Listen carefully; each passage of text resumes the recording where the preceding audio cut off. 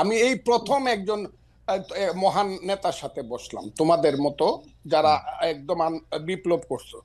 এর আগে কোনো মহান নেতার সাথে আমি বসি না। আমি আগে আগে জানলে মহিউদ্দিন সাহেব আমি অন্য কিছু বলতাম। শুনো তুমি কথাটা, ফাউন্ডেশন কি বুঝায়? একটা বিল্ডিং এর ফাউন্ডেশন, বাংলাদেশের ফাউন্ডেশন কি? বাংলাদেশ নামটা কিভাবে হলো? কিসের মধ্য দিয়ে বাংলাদেশ? এটা তো নামটা ছিল পূর্ব পাকিস্তান, এটা বাংলাদেশ হলো কেমনে? তুমি 47 কে বলতেছো আজাদির যুদ্ধ। আজাদির যুদ্ধ তো 52 সনে শেষ হয়ে গেছে। 52 সনে আইসেই তো স্লোগান হয়ে গেল আমার মায়ের ভাষা কেড়ে নেওয়া যাবে না, যখন পাকিস্তানিরা পাঞ্জাবিরা আমাদের ভাষা কেড়ে নিতে চাইলো। মাত্র 5 বছরের মাথায় তো সব শেষ হয়ে গেল। এরপরে 52 থেকে যে তোমার সাথে কি বলবো, 69, 71, তোমার বাবার জন্ম কত সনে আমি জানি না, আরো পরে হবে, আমার চেয়ে ছোট হবে তোমার বাবা। তুমি একটা কথা মনে রাখবার চেষ্টা করো, ইতিহাস বাদ দিয়া বাংলাদেশের এই যে 62, 64, 66, 69, 71 বাদ দেয়া শুধু তোমরা এসে একটা আন্দোলনে জয়লাভ করে ফেলছো এবং আন্দোলনের মাথায় তোমরা দাঁড়াইছো। এই ফসলটা কিন্তু বপন করছে জমির মধ্যে বিএনপি সহ বিরোধী দল। বীজ ফালাইছে বিরোধী দল, চারা লাগাইছে বিরোধী দল, হালিবাজ দিছে বিরোধী দল, ধান হলুদ করছে পানি দিছে বিরোধী দল।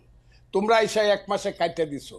1 মাসে কাইটা দিয়ে তোমরা মনে ফজলু ভাই একটা ছোট প্রশ্ন করতে চাই।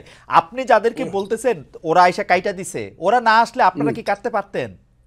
একদম একদম, হয়তো বা আরো 15 দিন পরে হইতো, আরো 1 মাস পরে হইতো, কিন্তু হতো না। কে বলছে হয় নাই? তো একদম, কারণ জিনিসটা তো একদম পাকা ছিল তো। 17 বছরে হয় নাই। এইটার উপায় আমি তাদেরকে অসংখ্য ধন্যবাদ দিব মাথা নিচু করে। একদম আমি আমার সন্তানদের প্রতি অনেক বেশি শ্রদ্ধা জানাবো যে তারা এই নেতৃত্বটা দিছে। কিন্তু এর অর্থই না যে এই যে 15 বছর যাবৎ বিএনপি সহ সমস্ত বিরোধী দল শত শত হাজারে হাজারে জেল কাটছে, লাখে লাখে মামলা খাইছে, শত শত গুম হইছে, এই সব বাদ দিয়া এই সন্তানেরা যদি বলে তারাই সব করে ফেলছে, তাইলে তাদের সাথে আমার কথা তারা পরে বুঝবে। ফজলু ভাই আমি একটু আপনার কাছে হাত জোর করে বলি, ওরা তো এটা বলতে চায় না যে ওরা সব করছে।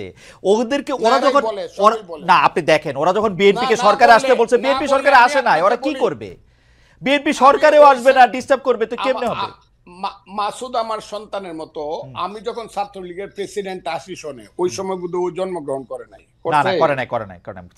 আমি 80 সনে ছাত্রলীগের প্রেসিডেন্ট, 83 পর্যন্ত এরশাদ বিরুদ্ধে আন্দোলনের আমি প্রধান নেতা।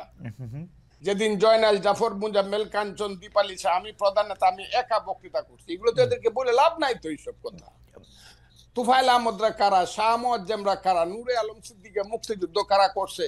এরা কি আন্দোলন সংগ্রাম করে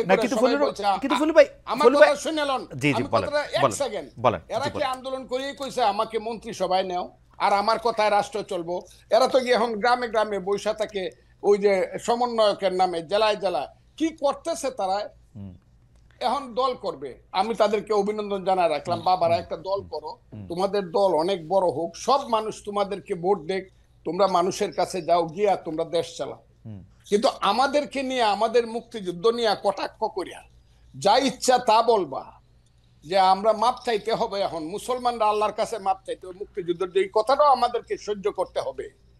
এবং এই কথার পিছনে জামাত ইসলাম নাই, এটা আমাকে ধরতে হবে। এটা কে বলছে? জামাত ইসলাম সব কিছুর পিছনে আছে। যেখানে তোমরা বলো শিবির আছে সমস্ত কিছুর পিছনে। তবে একটা কথা তোমাদেরকে বলি, এই দিন কিন্তু দিন না, this is not the last. এই মুভমেন্টে লাস্ট মুভমেন্ট না, কিন্তু এই গেমটা কিন্তু ফাইনাল গেম।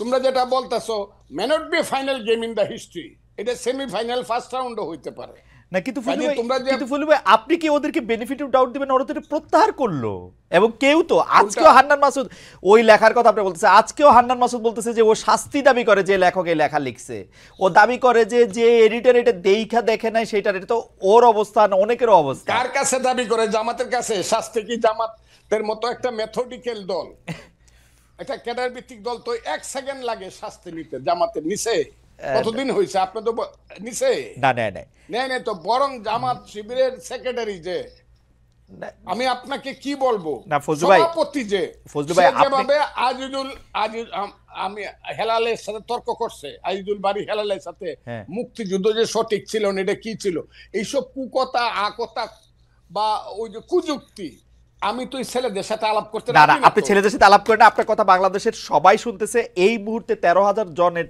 বেশি এতে লাইভ দেখতেছে। আপনি আমাকে একটা কথা বলেন, আপনি বাংলাদেশের একজন, মানে আমি কি বলবো, সবচেয়ে সাহসী মুক্তিযোদ্ধাদের একজন কমান্ডার।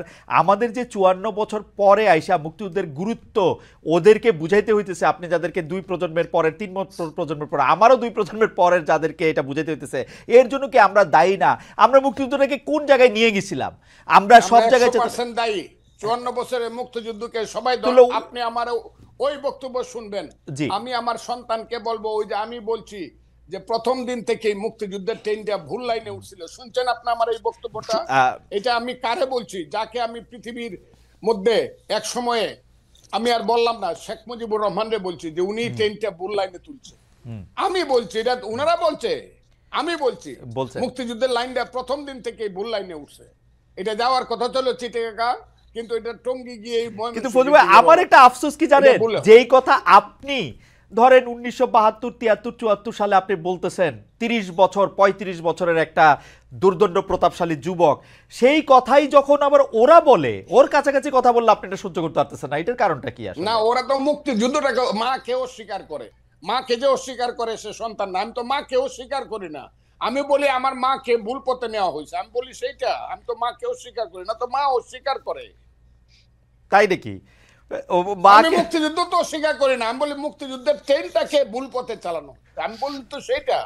শুধু ট্রেন ভুল পথে চালানো না, মুক্তিযুদ্ধের নাম কইরা মানে শোষণ, জনতোষণ, দুর্নীতি। মুক্তিযুদ্ধের নাম করে লাভ হইছে, ওই যে ছেলে এখন কথা বলতেছে, হ্যাঁ, ইউনিভার্সিটিতে পড়ে বা অনেক সুন্দর সুন্দর কথা বলে, এরা কথা বলে মুক্তিযুদ্ধ না হইলে ভুল ত্রুটি যত কিছু 54 বছর বলেন, বাঙালির সন্তান কিন্তু জেনারেল ওয়াকারুজ্জামান হইতো না, বাঙালির সন্তান কিন্তু সিনিয়র সচিব হইতো না, বাঙালির এই দেশে আদমজি, ইস্পাহানি, দাউদ, বাওয়ানির সাইকেলের গাড়ি দেখতাম, তার নাতিদের গাড়ি।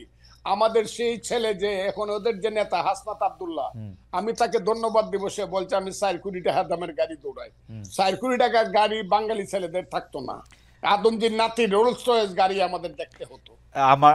মুক্তিযুদ্ধ হয়েছে বলেই বাঙালি বলতে পারে 36,000 কোটি টাকা চুরি করার মতো সুবিধা হয়েছে, না হইলে দাঁড়ায় দাঁড়ায় দেখতে হইতো পাঞ্জাবিরা কি করে দেশ লুট করে, আর আমাদের মেয়েদেরকে নিয়ে গিয়ে সুন্দর সুন্দর বাগনা বানায়।